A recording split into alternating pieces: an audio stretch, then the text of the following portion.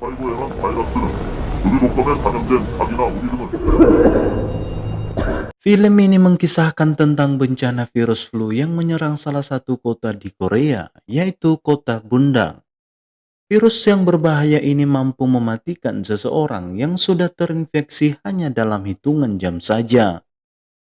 Cepatnya penularan virus ini membuat semua orang di kota Bundang jadi panik. Di mana-mana orang-orang sudah menunjukkan gejala dari virus tersebut, hingga membuat situasi kota Bundang pada saat itu jadi kacau balau. Seperti apakah virus berbahaya ini menyerang kota Bundang dan dari manakah virus ini berasal? Teruslah menonton.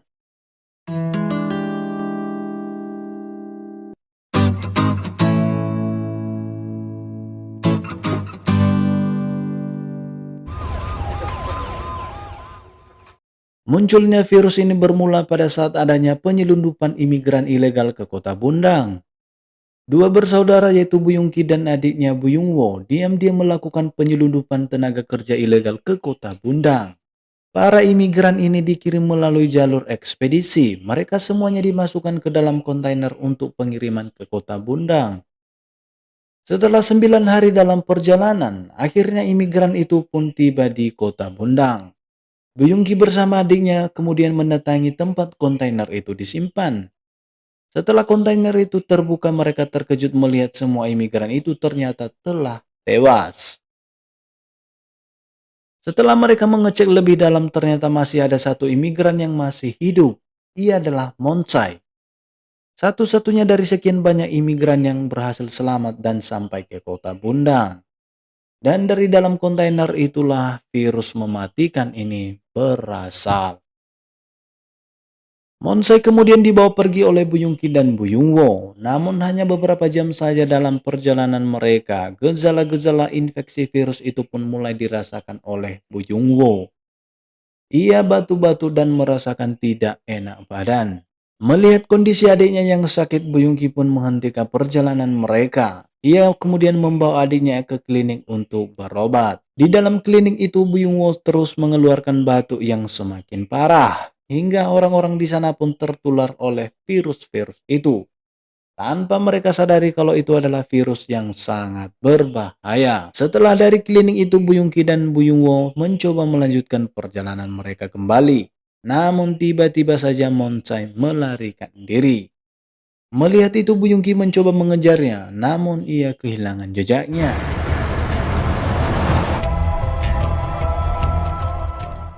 Semakin lama kondisi Bu Yungwo semakin parah, hingga ia muntah-muntah darah. Melihat adiknya yang sakit parah, Bu Yungki pun menghentikan pencarian Monsai. Ia kemudian membawa adiknya itu ke rumah sakit. Para medis pun dibuat kewalahan menangani penyakit yang dialami oleh Bu Yungwo ini, karena tidak mengerti penyebab dari penyakit yang misterius ini. Salah satu tenaga medis mencoba meminta bantuan temannya, yaitu Dr. Kim. Dr. Kim adalah salah satu tenaga medis yang sedang menyelesaikan praktek S2 kedokteran di rumah sakit tersebut. Rumah sakit itu dipimpin oleh seorang direktur bernama Dr. Yang.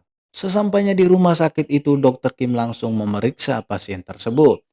Ia kemudian memeriksa barang-barang dari Bu Yungwo. Ia mendapat satu rekaman video saat Bu Yungwo bersama kakaknya membuka kontainer itu. Dari rekaman video itu, Dr. Kim mengatakan kepada Dr. Yang kalau si Bu Yungwo ini terinfeksi oleh semacam virus, yaitu seperti virus flu burung. Mendengar itu, mereka semua pun panik dan khawatir melihat betapa berbahayanya virus tersebut. Hanya dalam hitungan jam saja seseorang bisa meninggal dunia. Dr. Kim kemudian memberitahukan hal itu kepada Bu Yungki. Ia bertanya tentang isi kontainer itu, karena ia pun curiga kalau Bu Yungki juga mungkin sudah terinfeksi virus itu. Mendengar itu, Bu Yungki pun panik. Ia takut kalau penyelundupan ilegal itu terbongkar. Melihat adiknya yang sudah tewas, ia pun bersedih hingga ia membuat kekacauan di rumah sakit itu.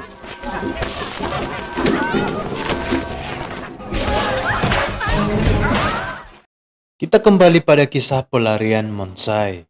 Monsai yang terus melarikan diri dan mencari tempat bersembunyi, akhirnya secara tidak sengaja ia bertemu dengan Mireu, anaknya Dr. Kim.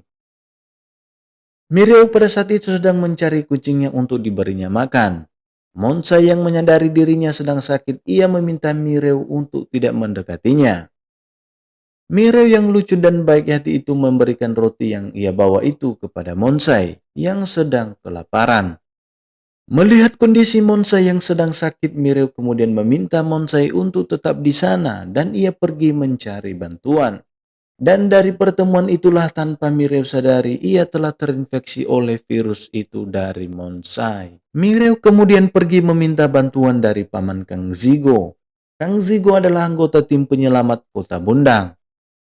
Mireu kenal dengan Kang Zigo karena sebelumnya Kang Zigo telah membantu dan menyelamatkan ibunya dari kecelakaan beberapa hari yang lalu. Kang Zigo juga membantu mencarikan tas dan barang-barang milik Dr. Kim yang hilang pada saat kecelakaan tersebut. Dan dari sinilah awal pertemuan Dr. Kim dengan Kang Zigo, juga dengan puterinya Mireu. Mari kita lanjutkan pada saat Mireu ingin membantu Monsai. Setelah ia berhasil menemui Kang Zigo, mereka berdua akhirnya kembali ke tempat Monsai berada. Namun sesampainya di sana, ternyata Monsai telah melarikan diri lagi. Mireu yang baik hati itu meminta Kang Zigo untuk membantunya mencari Monsai kembali. Kang Zigo yang tidak bisa menolak permintaan Mireu itu pun akhirnya ia turutin. Hingga ia harus meninggalkan pekerjaannya untuk menemani Mireu mencari Monsai. Setelah beberapa jam kemudian, gejala dari virus itu pun mulai dirasakan oleh Mireu.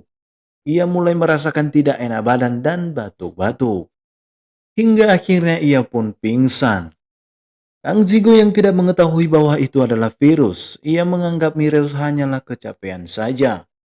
Gejala-gejala virus itu pun ternyata sudah menyebar ke semua orang. Seorang perempuan yang ada di sana tiba-tiba pingsan dan hampir saja jatuh. Kang Zigo yang melihat itu, ia hendak menolong perempuan itu. Ia meninggalkan Mireu untuk sementara. Setelah ia berhasil menolong perempuan itu, ternyata Mireu tiba-tiba sadarkan diri kembali. Ia kemudian pergi mencari paman Kang Zigo hingga ia kebingungan harus pergi kemana. Kang Zigo yang mendapati Mireu sudah hilang, ia pun juga mencari keberadaan Mireu. Kembali ke Dr. Kim. Situasi Kota Bundang pada saat itu semakin parah. Banyak orang-orang yang sudah terinfeksi oleh virus flu itu. Hingga banyak pasien yang terus berdatangan ke rumah sakit dengan gejala yang sama seperti yang dialami oleh Byung Wo.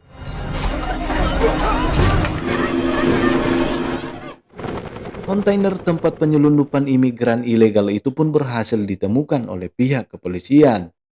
Dr. Kim dan tim medis yang lain datang ke sana untuk menyelidiki virus berbahaya itu.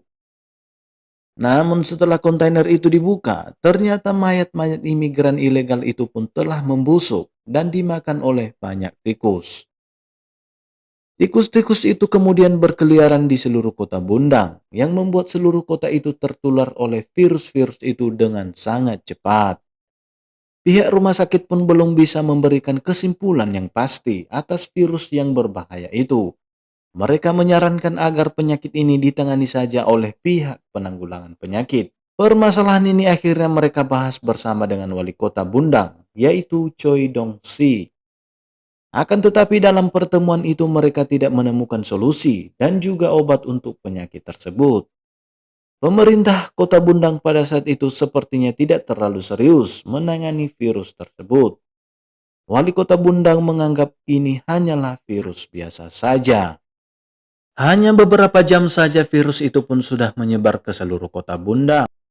Evakuasi pun akhirnya dilakukan di Kota Bundang. Seluruh akses jalan masuk dan keluar pun ditutup untuk menghindari orang masuk dan keluar dari Kota Bundang. Agar virus itu tidak menyebar di daerah-daerah yang lain. Pemerintah banyak yang memilih meninggalkan kota itu, termasuk juga wali kota Bundang. Pada saat itu ia lebih memilih untuk meninggalkan kota itu dibandingkan mencari solusi dan menyelamatkan rakyatnya sendiri. Dr. Kim pun tidak bisa ikut pergi bersama dengan tim medis yang lain. Ia harus tetap tinggal di sana untuk mencari keberadaan putrinya Mireu. Permasalahan di Kota Bundang itu pun akhirnya sampai kepada presiden dan wabah itu pun langsung ditangani oleh pemerintah pusat. Pemerintah kemudian memutuskan untuk melakukan lockdown dan isolasi kepada seluruh rakyat kota Bundang. Kebijakan itu disampaikan kepada seluruh rakyat kota Bundang bahwa kota tersebut sedang diserang oleh virus flu yang sangat berbahaya, yaitu virus jenis H5N1. Untuk itu diharapkan kepada masyarakat kota Bundang untuk tidak panik. Masyarakat diharapkan untuk tetap bertahan di sana dan tetap memakai masker.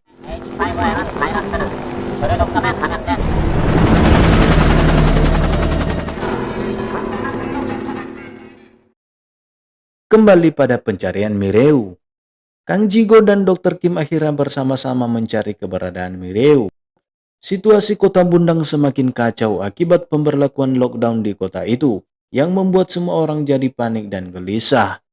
Hingga terjadi penjarahan bahan-bahan makanan di tempat-tempat perbelanjaan. Setelah mencarinya beberapa saat, akhirnya mereka bisa menemukan Mireu kembali. Dokter yang menyuruh Dr. Kim untuk segera pergi meninggalkan kota itu secepatnya. Dr. Kim kemudian mengajak Kang Zigo untuk pergi bersamanya. Namun hal itu ditolak oleh Kang Zigo karena ia hendak menolong orang-orang yang terjebak dalam gedung itu. Ia menyuruh Dr. Kim untuk pergi duluan saja dan akan segera menyusulnya nanti. Kang Zigo terus berusaha sekuat tenaga mengeluarkan orang-orang itu. Tidak lama kemudian, tiba-tiba temannya datang untuk membantunya. Ia adalah Zi Yeong. Dan orang-orang itu pun berhasil mereka keluarkan dari gedung itu. Dr. Kim akhirnya tiba di tempat evakuasi. Ia segera pergi dari kota itu. Namun pada saat pemeriksaan, tiba-tiba Mireu mengalami batuk. Tim medis yang melihat itu pun akhirnya menahan Mireu untuk diperiksa lebih lanjut. Apakah ia sudah tertular virus itu atau belum? Dan evakuasi mereka pun dibatalkan. Mereka akhirnya dimasukkan ke tempat karantina. Di tempat isolasi itu semua orang digabungkan secara bersama-sama untuk dilakukan pemeriksaan. Dr. Kim yang melihat itu mengatakan kepada Profesor Dr. Yang bahwa cara seperti itu sangat berbahaya karena mengumpulkan orang-orang yang sudah terinfeksi dengan yang belum terinfeksi. Hal itu pun disampaikan kepada pemerintah agar semua orang tidak ditempatkan di satu tempat saja, namun saran itu tidak ditindaklanjuti.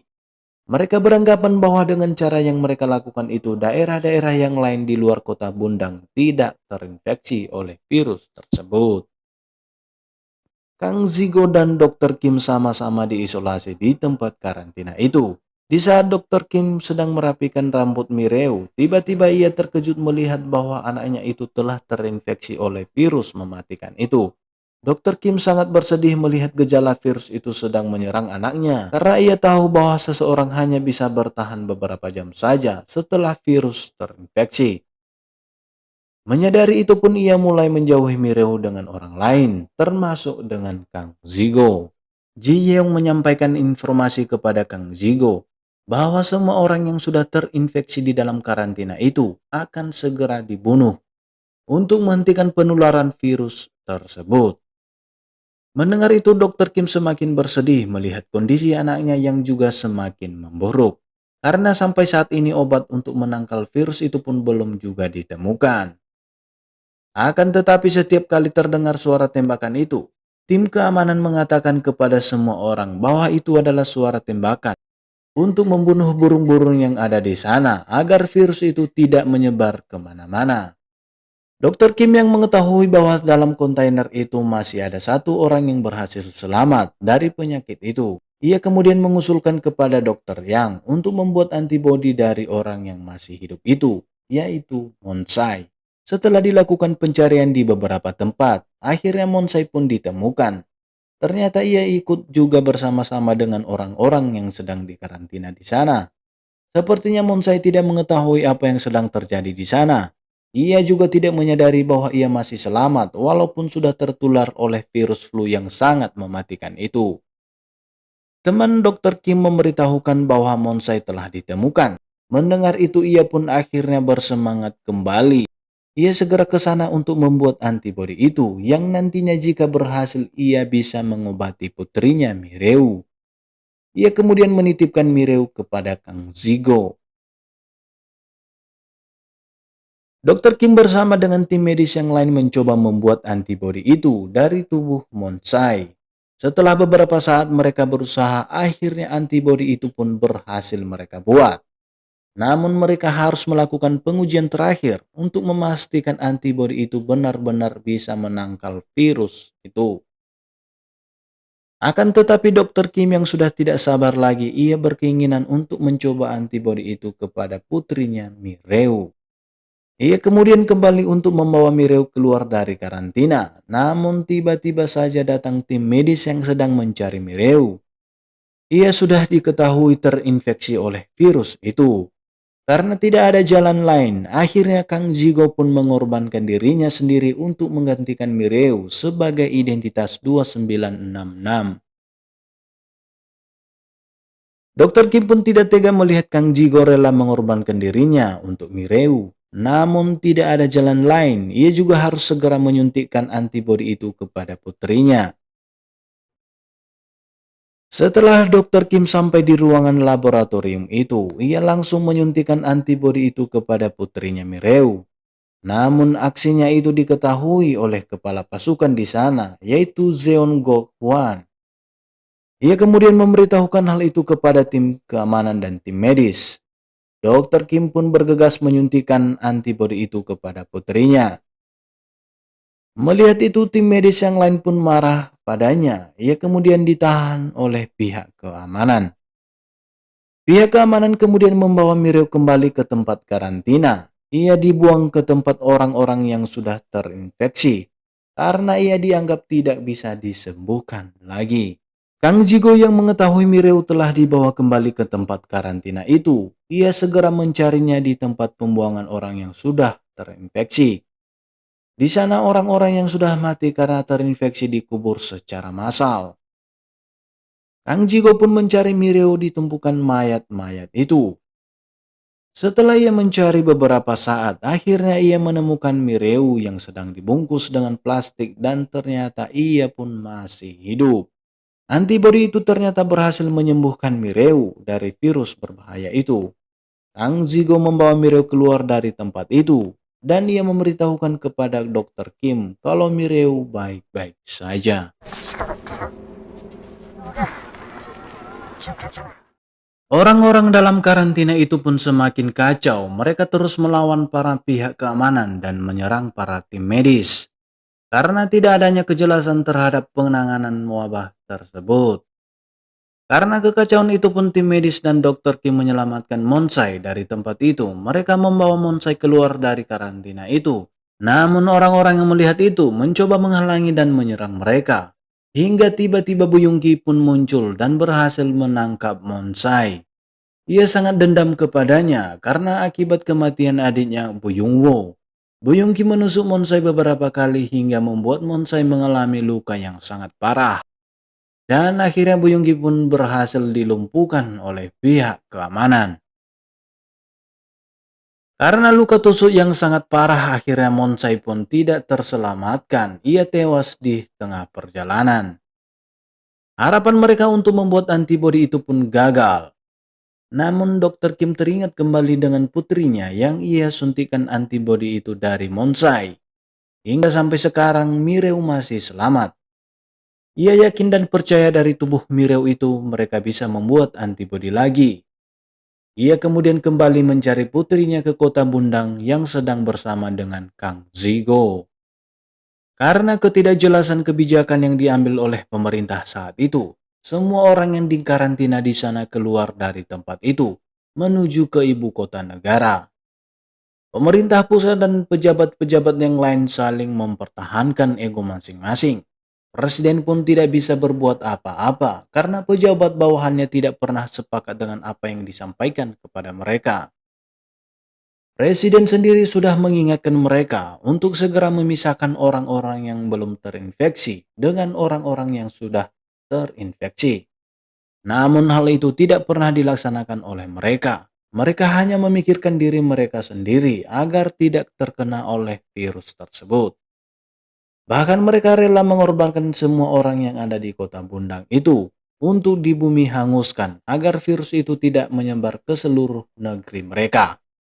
Mereka menerapkan operasi militer untuk menembak mati siapa-siapa saja yang berani keluar dari batas isolasi itu.